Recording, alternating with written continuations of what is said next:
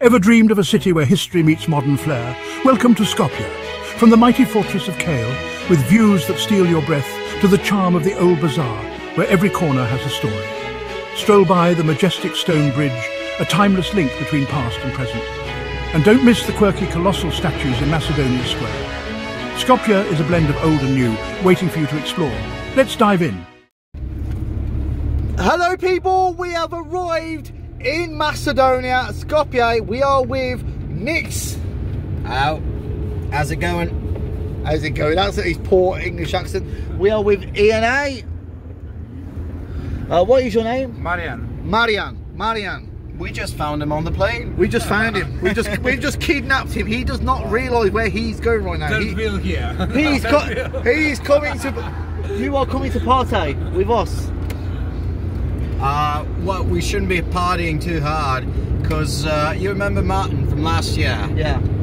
For the folks back home, that's the bloke in the army clothes, the one with the big nose and the lots of money. Took your elbow in, mate. And he's got a planned outing in the mountains, so we're going to be going out in the mountains, maybe find wild animals to raise. But we have an outing planned in the mountains. Won't be too much hiking. We'll be just driving to a known camping ground and just having natural fun. You know, we might be bringing some alcohol along, but nothing too excessive. And as for music, I will personally sing a rendition of Love Will Tear Us Apart Again by Joy Division. You're going to sing a song? I'm going to sing a song. Stay tuned in. Love Will Tear Us Apart Again. Love will tear us apart again. Okay guys, we are here. This is my room. This is my apartment for the next 4 nights in Macedonia, Skopje. This was retailed at £90 for 4 nights. £90 for 4 nights. Right guys, it wouldn't have made it if it wasn't for the rest of us.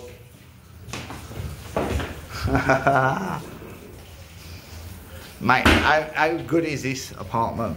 £90 for 4 nights. That's pretty cool. Show them the view. I'm showing the view. No, I meant from the window. I'm showing the view from the window. Look at that for a view. Superb.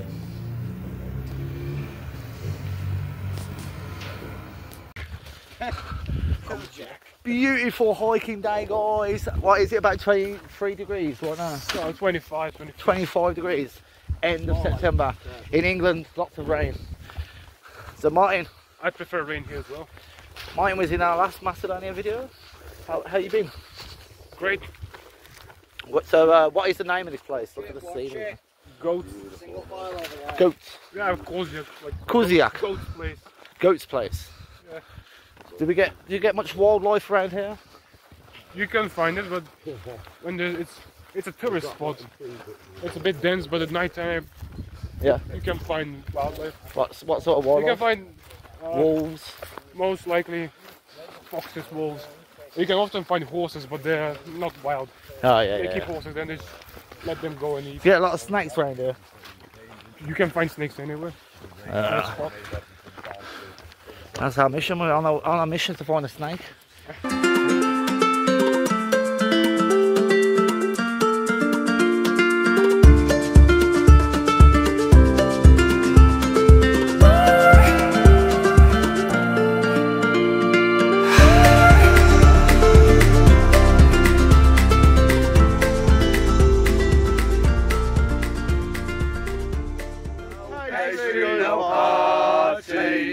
No pastry, no party.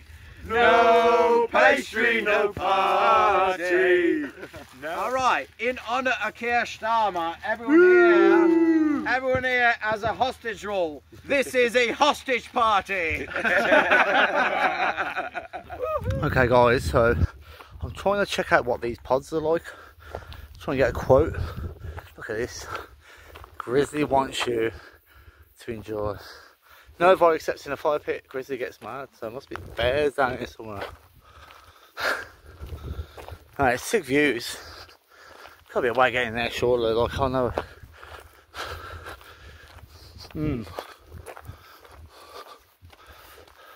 So what's it called? Grizzly igloos. It's just like a fence everywhere. There's a gap. Some horses. I don't know what the fuck's going on there. Leave on the igloos.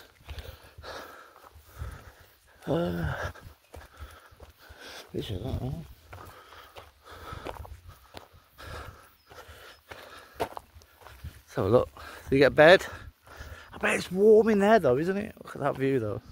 A bed, chairs. Should be a toilet. The lads are literally over there. There you go. Hello. Do you speak English? English. Okay guys, so the owner came and told me off. A bit surprising really, like free advertisement. It's not like I'm asking for the room for the night. But that is €100 per night. He did say like we have our own marketing, we don't need advertisement. So they probably have a lot of customers anyway. So not going to disrespect him. He was a nice guy. I asked about the bears as well. He said, yeah, in the winter, not so much now, understandably. It is what it is, but yeah, what a beautiful place. But yeah, if you want one of those huts, you can go on Airbnb, and it's €100 a night. Like in England, €100 a night would probably get you like a 3 star. Maybe a bit, but maybe I'm being a bit harsh, but that's a good deal. This is quite an interesting, fascinating fact for me. Maybe not so much you guys, but maybe some of you listening will want to find it. McDonald's is one of the most popular franchises in the entire world, yet in Macedonia, it no longer exists anywhere in Macedonia. Nix, please share the story on why McDonald's no longer exists in Macedonia. So, before I do that place over there used to be the first McDonald's ever opened in Macedonia in 1998. It was really a big thing. President of the Republic at the time, Kiro Grigorov, right, the man with one eye, went in there, opened the ceremonial tape, had the first burger. It was a real big to-do. And it was a really trendy place to go. You know, McDonald's comes to a post-communist country, and it was just the place to be. I remember I must have been there a million times. We had children's birthday. It was a really cozy family place, you know. But then, I mean, and eventually there was another restaurant out in the west part of the city, because we're really downtown now. And there was another one in the eastern part of the city, and there was some in the malls. It doesn't really matter. Eventually, McDonald's just folded and went away.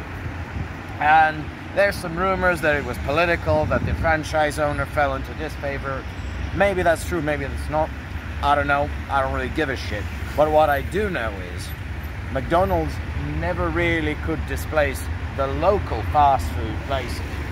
And we have one, because that's the thing, right? McDonald's was, because it has, for all of its bad sides, you know, being guy slop, being bad for you, being, you know, just, yeah, it does have very high health and safety standards, right? So you might get diabetes and a heart attack from eating at McDonald's, but you'll never get food poisoning. You're always greeted with a smile, and McDonald's actually pays its employees very, very well, from what I understand. Yeah. So it could never compete in the Macedonian market, where local guy slop dispensaries, they hire people who are barely paid anything, where basically washing your hands as an employee of a fast food joint is optional, and, well, they might as well be using radioactive waste as ingredients. And there's many like those. Some of them are owned by you know, locals. Some are chains. Some are corporately owned. But you have millions of those. They're always cheaper. They're absolute fucking shit. But because they're cheap and because serving sizes are downright American, McDonald's could never compete with them. Okay, guys, this is the main square of Skopje. That is Alexander the Great. Whatever you do, when in Macedonia, do not call Alexander the Great Greek. That would not be a wise idea.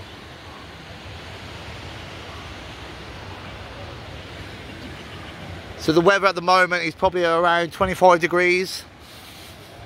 It's going to hit highs of 30. Not bad. Love it.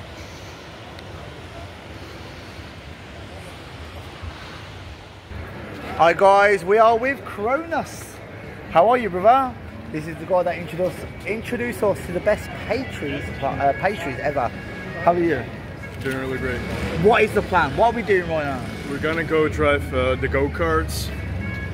We're gonna go with probably the least powerful cars, because they have certain conditions where for the more powerful cars, you have to make a lap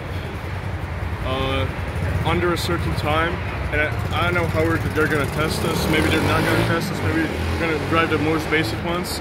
So those for 15 minutes for one seat, so per person is 700 dinars or 11.32 euros. Yeah, so that's about, for English viewers, that's probably about £10 for 15 minutes. That's a pretty good price.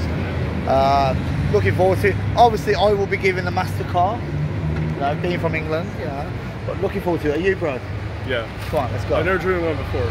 I've never driven one before, and I've had a drink. You look after me, yeah? Yeah. Okay guys, we are in rural Macedonia. What is the name of this particular village or area? Volko. Volko. Or Lieutenants. Yeah, there's the sign. Ah, this is the sign here, right? Ah, okay, yeah. The cross, you can see that cross from everywhere, can't you? Yeah, that's amazing. It reminds what's that? I'll try and zoom in. Here we go. There you go. There's a cross. Yeah, it reminds you that is south. Interesting. Interesting to know. It's amazing. This is what I like to see, like the back streets of nations. Do you not have this in England? Of course we do, of course. But obviously, like if you're a tourist in England, you're not going to go to, the back streets of London or whatever. So, in fact, you'll get killed if you do that. But it's beautiful. Yep, this is it. This is it. Like? Yep. Okay, it is that. Are they going to breathalyze me before I go on? No, I'm going to give you a gun. Okay, fine. Maybe take two. I will take two, yeah. In England, they will breathalyze me and have no chance. One. Chew it up. Chew it good.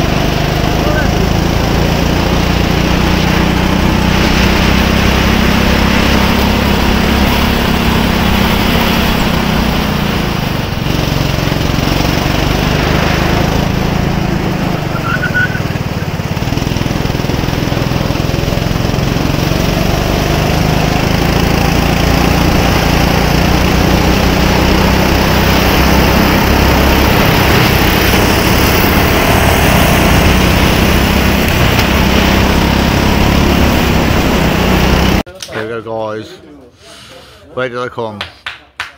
There you go. 11th. Fucking skip, that's my name, but fucking sharpish that dude. 11th. Out of about 20. Leave the game mid-table. Yeah, so where's that hat from? That's a Yugoslavian hat? Wow, man. Oh.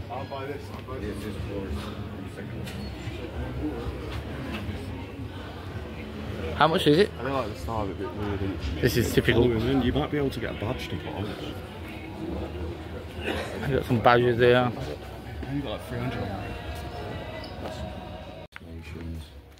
You got our stuff. There's a Lenin. Wow, man. You pin that on you when you go home. I can. Yeah, but he's... Those hats as well. Oh, look at that, mate. Ping bullet hole in that style helmet. That's alright, I can fill that with the welder. Put it on. That's it. Lenin badges. Oh yeah. There's loads of stuff. There's all the helmets. I know you can't buy a helmet to take home, but you know what I mean. I was wondering if it showed that in this post box when you pop all this shit on. Berets. So you've got loads of stuff on. Okay, so when I booked my plane ticket, it actually comes up as North Macedonia. But when I come here and I speak to people like yourself and a lot of other people, the general consensus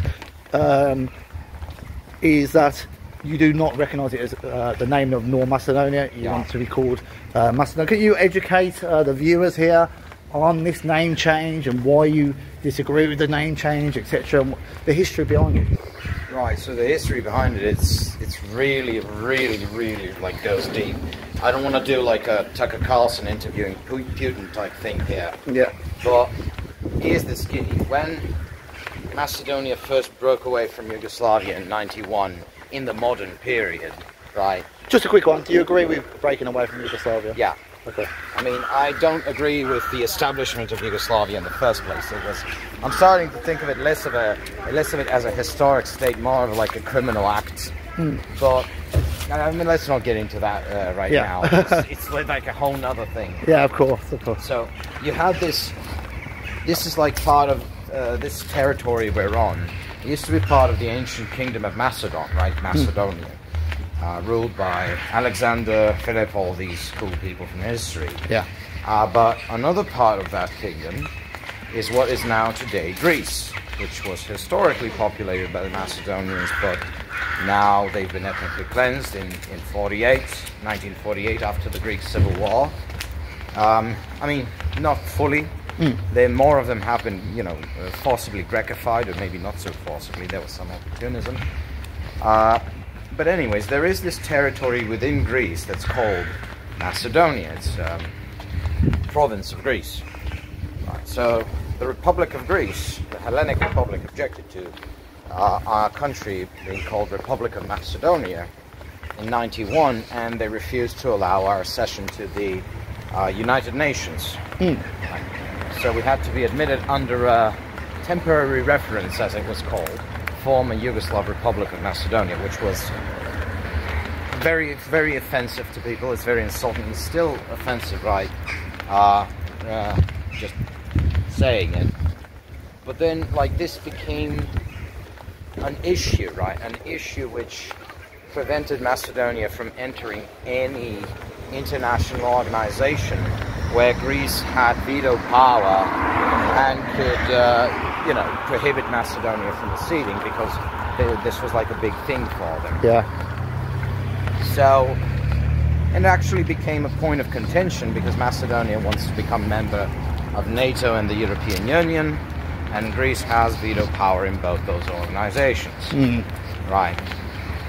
So here's the thing, right? We came at an impasse where, even though like most of the major countries of the world, like the majority of countries in the world, recognize Macedonia as Macedonia, right? Yeah. Macedonia cannot accede to Europe, you know, to European Union Yeah, of and course, NATO, without working this thing out. Now, there was a chance at one point to just, I mean, I don't want to get too much into the history of the thing, but in 2018, we had a referendum on changing the name to, you know, the N-word.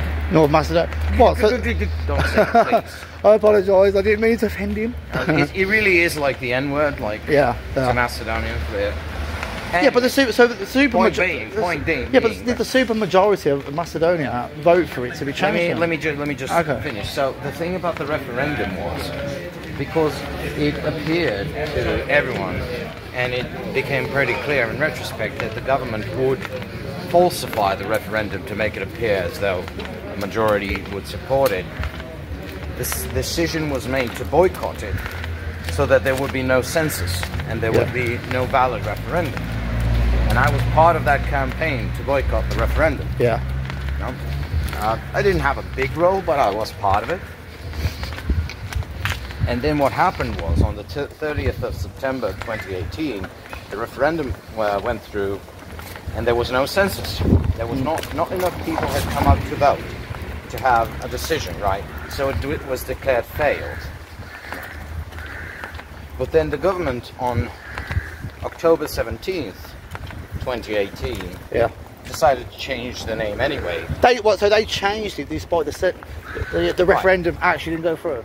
Right, because they managed to get a consensus of all the major parties to do it. Political parties in parliament. Yeah, but that's not the people though, is it? It's not the people. It's not the people, no, but they said, oh, well, you voted for these cunts. I didn't, but, you know. And that's how and it is still very much considered, if not illegal, then certainly illegitimate. Yeah. Now, if you want to go into the weeds of the legalism, I could, as I'm an attorney, I could construct a case that it actually is illegal, the way they did it. But fact of the matter is, when you're up against the government, you can't really convince the government that what they did is illegal, right? Yeah. And this is actually a matter of consensus in Macedonian politics, right? Not among the people. The people, I would say, even people who are pro-European, pro-NATO, oppose this. I mean, when I say pro-European, I mean pro-EU. Yeah, of course, yeah. Right. European Union. They oppose this because it is a humiliation type, humiliating. Do you have a? But there is a political consensus. It's not a popular consensus, and I mean, we just had like the conservative quote-unquote government win here in Macedonia, and then the party leader just said, "Oh, I never said I'm going to change back the name. No, that's a done deal." Oh, so the party that just won, yeah. Did they promise that we're going to change the name back? They implied it. They implied it. Their shills on the internet always said, "Now we're going to change back the name. We're going to bring back national dignity." And then it didn't. It was just like Farage, just like Trump, just like any of these quote-unquote base populist scumbags. Yeah. They just lie to you, and then they implement the corporate agenda, the criminal agenda, the whatever. As Macedonians like yourself, have you got any kind of representation politically? No. Whether even if it's a small party? No. Nothing at all? Nothing.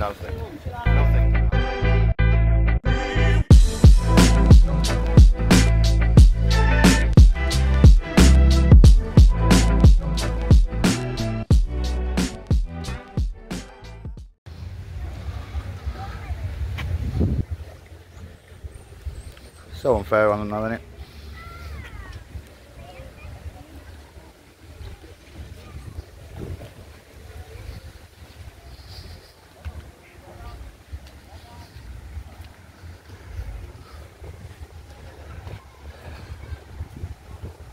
Yeah, crocodile there. Crocodile. Yeah, it's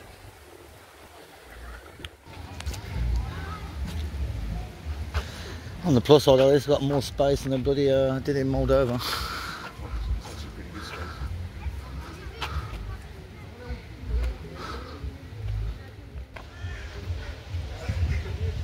Vultures.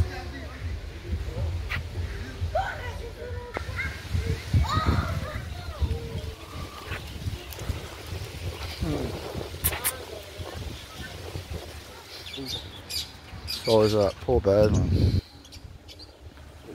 And they look so unwell, don't they? Yeah, feel sorry for him, man. Look how tiny that is. It's just so bloody boring. I know, look how skinny they look as well. There we go, some ginger monkeys. Found myself a home, guys. Let's have a look at this elephant now.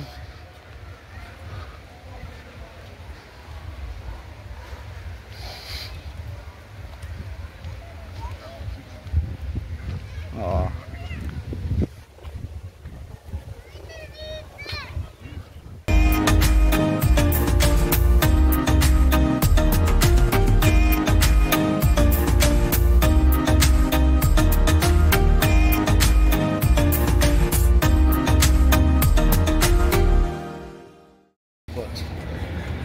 Guys, it is the final night. I am with Nick. Thank you for your hospitality, first and foremost. Picked me up from the airport and showed me around, educated me on your country and your people. Yeah. So thank you from the bottom of my heart. I really appreciate it. So yeah. Alright, so where are we tonight then, Nick?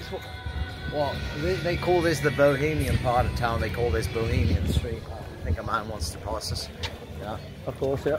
And this is like where you get a lot of bars and you get a lot of taverns. And that one that Mr. Chrissy is recording, yeah, that one over there with the stray dogs. That's probably my favourite. Yeah, we could go look at the doggies. They're very cute. We're gonna look at the doggies. We're gonna look at the doggies, and they're friendly, aren't they? You can just these are strays, but they're very friendly. They're sleeping right now, so that's not disturb them. Yeah, so this is like the tavern district, you could call it, or something. Yeah. And yeah, it's a very nice place to be. If you wanna, but some of these places are a little overpriced. Although this one, Skopje, you know, I've taken your mate Lenny here numerous times. Yeah. You know, because he's the kind that you know, he wants a dinner and a drink before any serious activities take place. Yeah. And yeah, it's probably the best value for money you're going to get in this city in terms of restaurants. So make sure to visit that one if you're in Skopje, Macedonia. There you go. So we've just seen some stray dogs there. I've noticed there's quite a lot of them around here, and also in the region itself, in the Balkan region. But I noticed they, and I've noticed in other regions as well, by the way, before anyone comments, the little tags in their in the ear. What's that all about? Well, that means they've been processed by the city. So we have this sort of a public enterprise. It's a publicly owned company owned by the city. Yeah. And it's tasked with essentially managing the stray dogs and the stray animals as a general thing. And the tag means that the dog's been vaccinated, cleared of parasites, and castrated. So they're very docile. No, so I mean it's a little sad because they've been castrated, can no longer procreate. But it's one way of managing the dog population. So yeah, yeah, absolutely. So what I'm going to say, as a Macedonian like yourself, say if we meet a dog now and you and your significant other, shall we say, fell in love with that dog, can you just pick it up and take it home? What would be the procedure with that? I know the procedure would be I would pick up the dog and take him home. That's it. I've already done it once before. But could you? No, but legally, would you be in trouble for that? Legally, why? No. I'm just taking the dog off the streets. Yeah. I mean, I've done this. I've written about this before when I picked up a stray dog, and I actually kept him for 2 days. Well, I couldn't keep him right because I live in an apartment and dogs really need to run. For personal so I gave him to a man who lives in not really in the countryside, but he has a house with a yard. Yeah, yeah. And I really still think about this because I really like that dog. He's this beautiful white thing, you know, snow white fur, and I think the dog loved me as well. I think you can never tell with animals, but they definitely love you. Like in England, we have this saying. I don't know if you have this saying here. A dog is a man's best friend. I don't think we do. No, but we do love our dogs here in Macedonia, and Yeah, but like the missus always says, you know, your little doggy, you know, he's happier where he is. He can run around the yard. He can be like a country dog. Yeah, exactly. You've done the right thing for that dog. Okay, what about, just last of all, what about me as a foreign citizen? Yeah, I'm here on holiday. I just fall in love with a dog. Would there be any hope if I had to get that dog to the UK to be with me? Well, you would obviously have to vaccinate the dog and get him like an animal passport. Of course, yeah. But you could actually pick up, for example, you could pick up one of those strays we saw lying around there. Yeah. Appropriate him, say, okay, this is my dog. Take him to the veterinary, get him cleared on the illnesses. Let's turn around here. Let's turn. And essentially, it would be no different than if you had purchased the dog. Well, yeah, you would have spent. You can actually, I think, even do it from the UK on the website of the Laika. It's like the first dog that was shot into space by the Soviets, right? All right. Which not exactly appropriate for an organization which should be taking care of humane treatment of animals, but yeah, you can actually do that as a foreign national from the UK. Now, you may have to cover veterinary and shipping expenses, but from the dogs they pick up off of the streets, you can just adopt them at basically just cover those costs. Wow, man, interesting. Thank you for sharing that information. That way, Okay, look at these beautiful dogs, guys. They all want loving. They all want attention. They really are a man's best friend. Oh, man. How could you not love them? How could you not love them? This dog is an absolute werewolf. Big guy. He's a big guy. He's a massive guy. Come here, baby. Guys, honestly, if we can help these dogs out any way we can, please do. Please donate to any charity that's helping these dogs out, because they're amazing, man. They're amazing.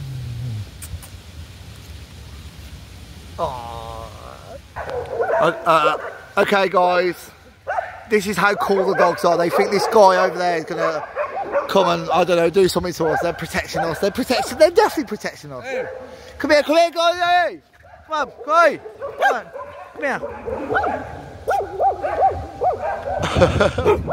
come here. Come here. Come here. Oh, siehst du, beschützen einen, wo? They actually protecting us, guys. They're protecting us, aren't they? They're protecting us. Chris Mitchell's embarking journey to Macedonia comes to an end. Chris would like to say a massive thank you to Nix, Martin Himmler and Kronos for the fantastic hospitality. If you get chance, please do visit the heart of Skopje or the breathtaking mountains. Until next time, peace out.